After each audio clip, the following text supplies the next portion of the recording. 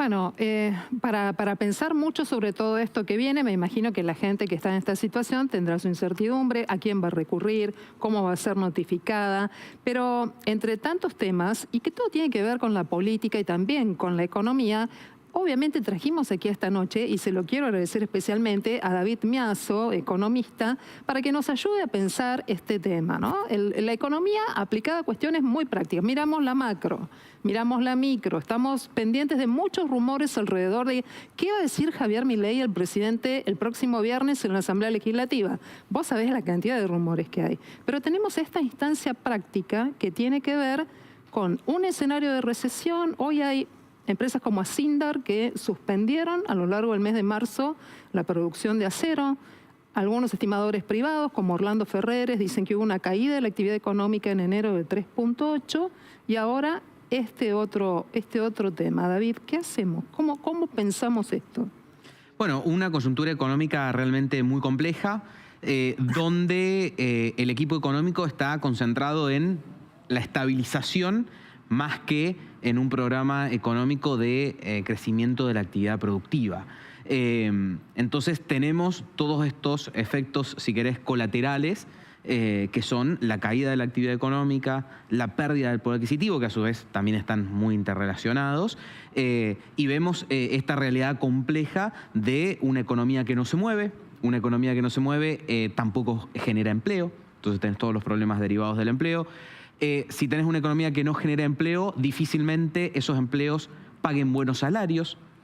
Entonces a eso se le suma la cuestión de la inflación que deteriora el poder adquisitivo de los salarios, y en un contexto donde la economía este año va a ser 13 años que no crece. Claro. La economía creció por última vez en el año 2011 y desde entonces fue un serrucho. Es muy difícil que en una economía que hace 13 años que no crece genere buenos salarios, genere empleos para todos, genere crecimiento, genere inversión, pueda salir del pozo, el país se pueda desendeudar, ¿no? Entonces, ahí hay un problema de fondo, donde la gran dificultad es el timing de todo esto.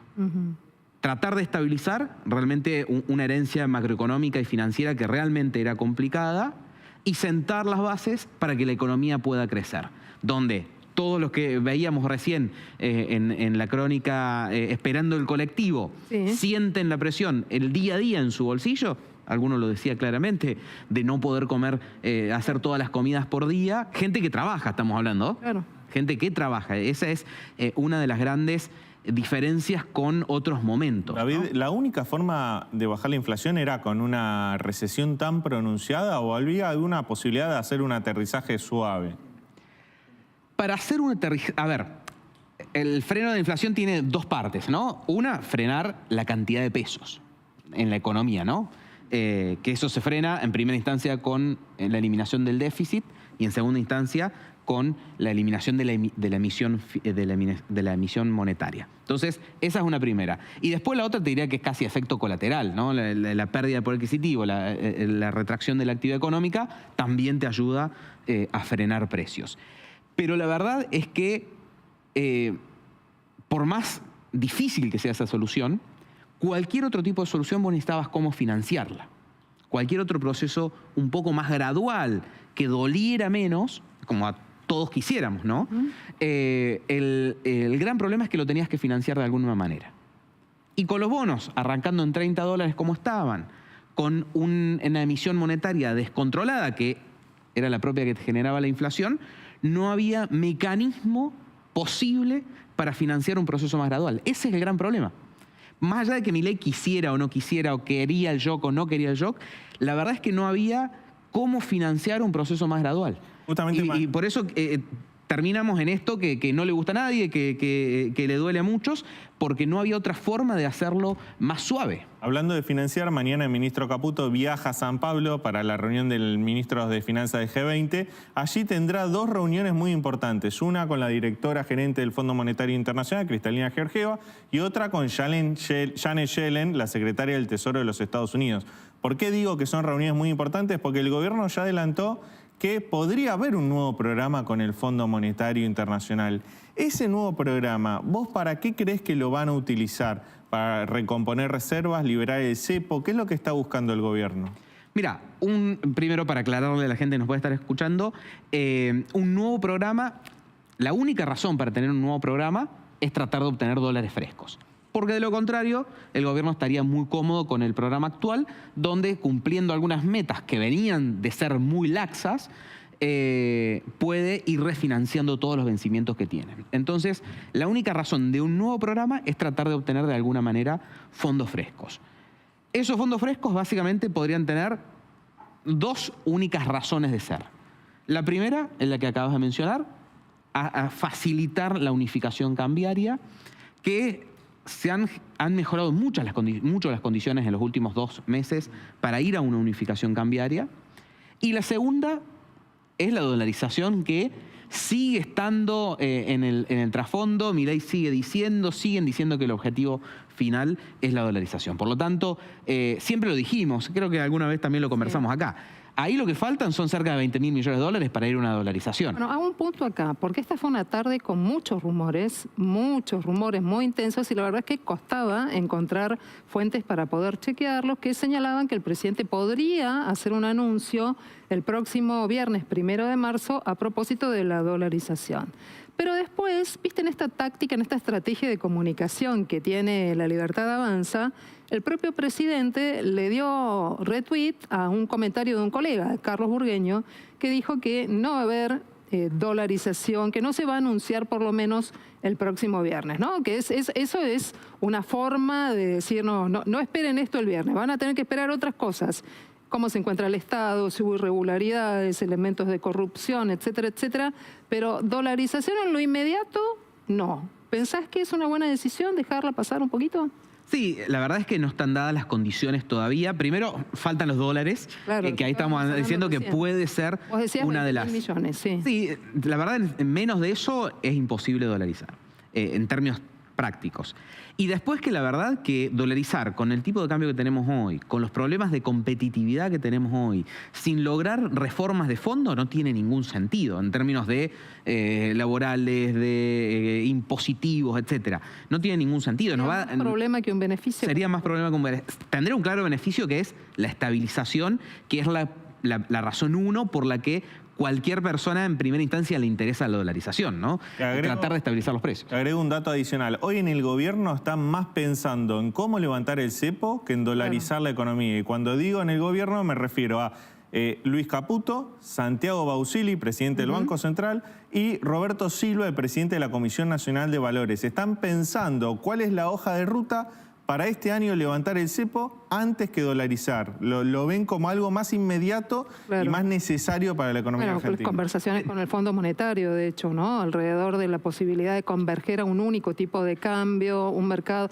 que sea mercado, que no tenga cepo. Estaba eso, la visita de Guita Gopinath, las conversaciones con la titular del Fondo Monetario, también me imagino que influyen en la posibilidad de que el gobierno avance en esta alternativa. Sí, de hecho, uno si lo piensa, dolarización, unificación, ya si tenés dificultades para unificar, mucho más para dolarizar. Claro. ¿No? O sea, si tenés dificultades para que por lo menos pesos y dólares se puedan intercambiar libremente en un mercado único, mucho más difícil es dolarizar. Entonces, en ese sentido, tendríamos esa secuencia, por lo menos, para llegar a una dolarización. ¿Cómo están midiendo los mercados esta discusión política fuerte entre un estilo de liderazgo como el del presidente Javier Milei y lo que hoy pasa con los gobernadores?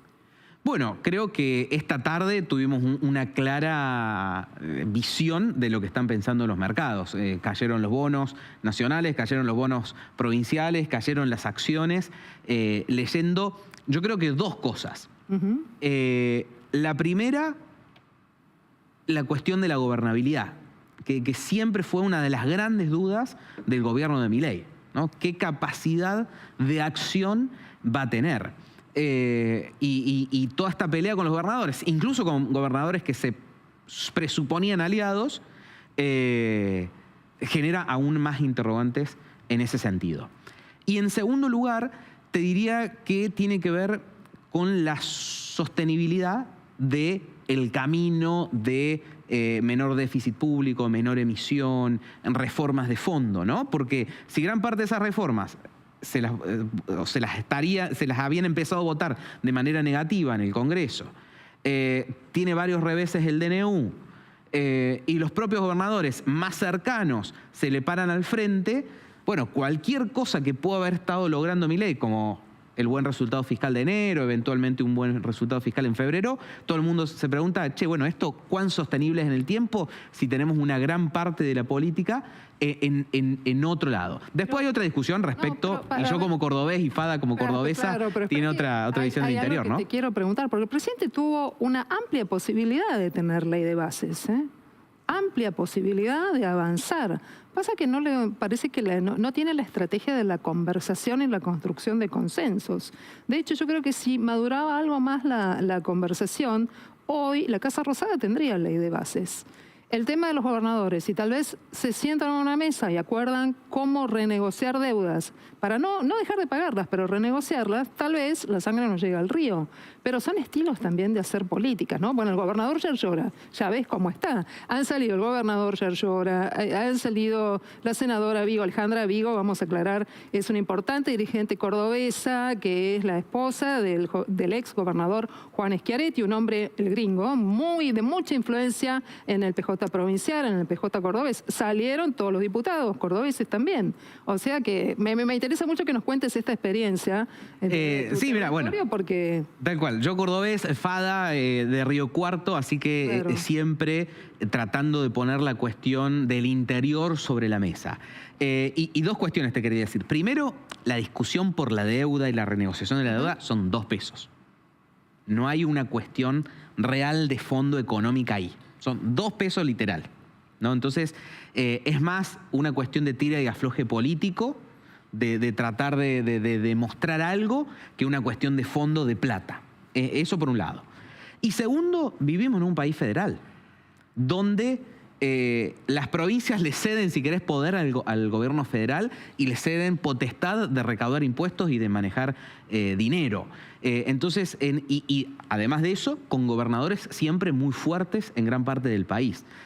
Así que ahí claramente hay un error político de Milei, que como decís vos, se vio en la ley de bases, de nuevo se ve ahora, cuando se pone a gran parte de los gobernadores de frente, incluso, como decíamos recién, los más aliados. Entonces ahí claramente hay un error estratégico de cómo se construye la política en Argentina, incluso cuando muchos de estos gobernadores coinciden con muchas de las grandes reformas que está planteando Milei, y una buena parte del electorado de estas provincias también, incluso Córdoba, ¿no? Claro. Entonces, ahí hay claramente una cuestión de necesidad de construir más consensos, sobre todo de una posición de minorías como de la cual parte el gobierno. Así que ahí hay una cuestión más importante.